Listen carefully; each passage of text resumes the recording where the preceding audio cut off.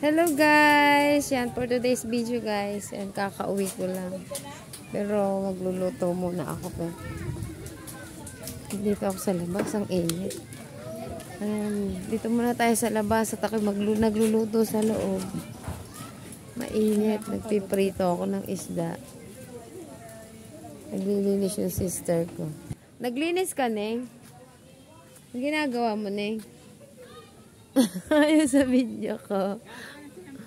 Nagagawa daw siya ng sinumpay kasi wala kami sampayan, guys. Ay, ang sarap dito paghapon na. Paghapon na eh. Yan, mga pamangking kong At ayun na nga. Nagpiprito ako ng isda. Nasa labas ako. O, yan na. Nag-i-e-bike sila. Yan. Ayan. Alam nyo guys, malapit na bumunga ang aming mangga. Oh. Ayan guys. Yung mangga namin guys, ayun oh. Ang dami oh. Tamo. Marami nga mangga ngayon. Kasi hindi naman siya hindi siya yung mahangin kaya maano pa siya, okay pa siya. Di dati kasi last time, namin, may mangga kami. Ayan, napakikita ko sa inyo. May mangga kami. Ayan. Naantok. Duty na ng ligalig mo. Maghandang magdamag na araw.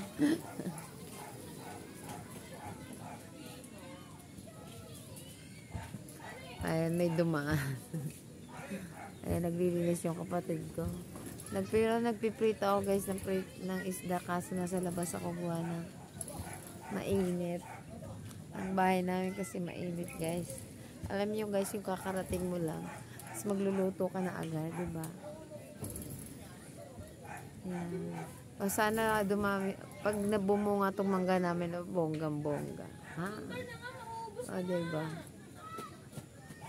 Gusto ko nga makiat dyan guys eh. Kaso, ayun guys, tinan mo, ang dami oh. Ayan ang buo. Pero alam nyo guys, itong kasi, itong lugar namin nabili na itong harapan. Kaya lang, hindi pa pinapatayuan ng bahay. Ewan ko kung totoo yun. Kasi nabili na daw siya. Kasi hindi to sa amin eh. Dito lang amin. Ito lang amin. Yung tapat na subdivision. Subdivision din po siya. Kaya lang hindi pa ginagawa. Kaya medyo maganda pa yung hangin. Hindi pa masyadong natatakpan yung hangin. Kaya medyo nagtatambay pa ang mga naglinis ang bonggang-bongga yung kapatid ko. O ayun guys, pumasok na ako sa bahay namin kasi yung aking niluluto ba masunog. Nagluluto ako ng tilapia. Ay, muntik na talaga. Kunti na lang.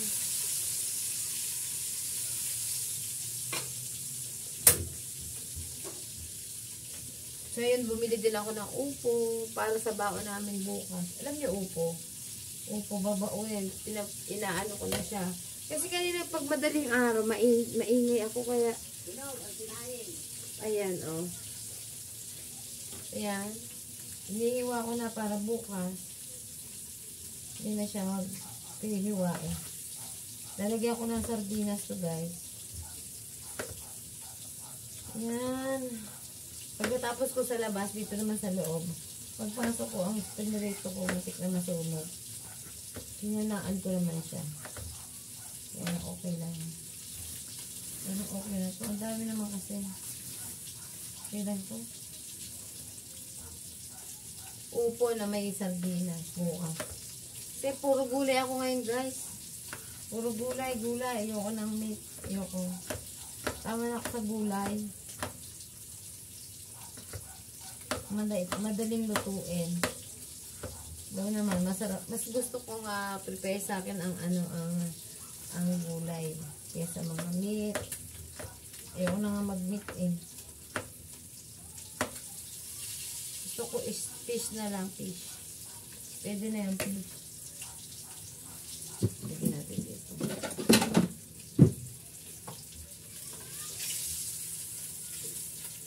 yun guys. Yung pinirito. Nasunog. Tataob natin para hindi halata. O, maputi yung kabila. O, diba? Maputi. Maputi. Binaliktad ko para hindi obvious. Pag tinignan nila sa kabila, congratulations. O, yung ulo na. Ayan. Piniprito ko na siya para bukas. Initin ko na lang. Tapos itong gulay, nilalagay ko na lang sa rep para hindi siya mangitin. Yan. Kasi pag umaga, alam nyo, nagmamadali ako. Eh, anong oras ako aalis? Yan. Meron akong natira, hindi ko nilahat para bukas naman. Yan. Sa isang araw naman itong iba. Para sa, bahala na. Bahala na. Ay, parang pwede pa to. Wait lang. O, pwede pa. Pero alam nyo guys, di pa ako may merienda. Nagluto na agad ako kasi madilim na mamaya. Eh, gusto ko na makapag-rest.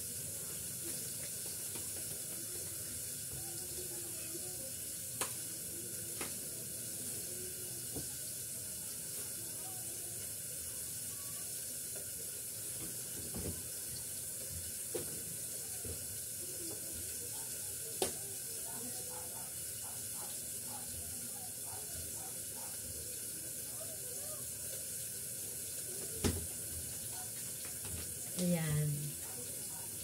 Ito. Alam niyo, gagawa ko ng salad, guys. Ay, ito yung talbos ng kamote. Ito yung talbos ng kamote. Partner nung pritong tilapia. Ito yun. Isasalad ko siya. So, kailangan natin ng tubig. Ay. Hiwain ko na siya para mamaya pagkain namin. Talbos ng kamote, yung kamote leaves, guys. Kamote leaves. Yan, kamote leaves. Kamote leaves. Ano nyo yun? Talbos ng kamote. Kamote leaves. Di kamote leaves. Yan. Dahon lang sa akin, pwede na. Huwag na yung medyo matanda pa sa akin yung iba. Matanda pa sa akin. Alam nyo, pag may tanim ka sana, yung nanay ko kasi, nung may tanim, ba't ito nakalbo? Nakalbo yung dulo. Medyo may edad na siya, kaya siya nakakalbo. Ito. Tapos natuyo na. Binili ko lang to kasi guys. Alam nyo, mahirap pag walang tanim, no? Kaya, shoutout po kay Farmer Boy. Shoutout sa masipag na itong magtatanim ng mga gulay. Shoutout po sa inyo, sir. Sana penga ako ng gulay. Ayan, guys. Tinatanggal ko na, ayoko na matanda. Siyempre, matanda na ako. Kuha pa ako ng matanda.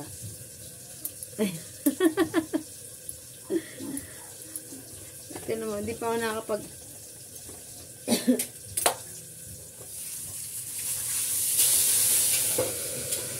ito, diba? Hindi pa ako nakakapag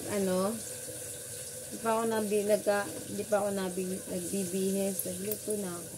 Para mamaya guys, magla-live ako. Guys. Ay, hindi, bukas. Basta, magla-live ako basta. Makaluto na ako mamaya or mamaya dilim araw. Para makapag-rest na ako kasi galing ako sa trabaho. Hindi nga po ako nag-OT. Kasi wala akong naabutang yung mas maayos na pagkain na gulay. Puro, tingnan nyo to ha.